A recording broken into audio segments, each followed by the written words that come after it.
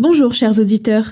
Aujourd'hui, nous accueillons Ludovic, avec qui nous allons parler de la perte de conjoint ou d'un ex-conjoint.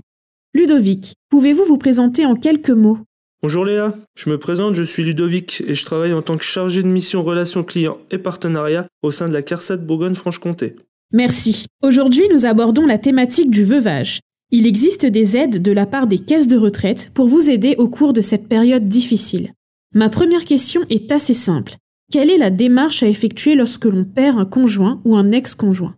En cas de décès d'un retraité, la première chose à faire, c'est d'informer sa caisse régionale. Il faut indiquer son numéro de sécurité sociale, son nom, son prénom, la date et le lieu de son décès. Ce courrier nous permet d'arrêter le paiement de la retraite en temps utile, auquel cas les mensualités versées au-delà du mois du décès seront réclamées. La retraite du mois du décès est payée en totalité, quelle que soit la date du décès. Si des sommes restent dues au moment du décès, soit les héritiers réclament les fonds, soit le notaire les réclame et les sommes dues rentrent dans la succession, et les pompes funèbres peuvent également, sur présentation de la facture, réclamer la somme due. Au-delà de cette première démarche, existe-t-il des prestations financières pour accompagner les conjoints survivants ? Car bien souvent, la perte d'un conjoint peut être synonyme de perte de revenus. Parfaitement, vous avez raison de le souligner. Il existe des prestations financières dont peut bénéficier le conjoint survivant, selon l'âge et sous certaines conditions. Attention, l'attribution des prestations de veuvage n'est pas automatique. Il faut en faire la demande. Et la première des conditions, c'est d'être ou avoir été marié avec la personne décédée. Le second critère, c'est l'âge. Si vous avez moins de 55 ans, vous pouvez prétendre à une allocation de veuvage. C'est une allocation temporaire d'un montant forfaitaire. Vous avez 2 ans à partir du mois du décès pour faire votre demande. Si vous avez plus de 55 ans, vous êtes peut-être éligible à la retraite de réversion, anciennement appelée pension de réversion. Elle représente une partie de la retraite que la personne décédée percevait ou aurait pu percevoir.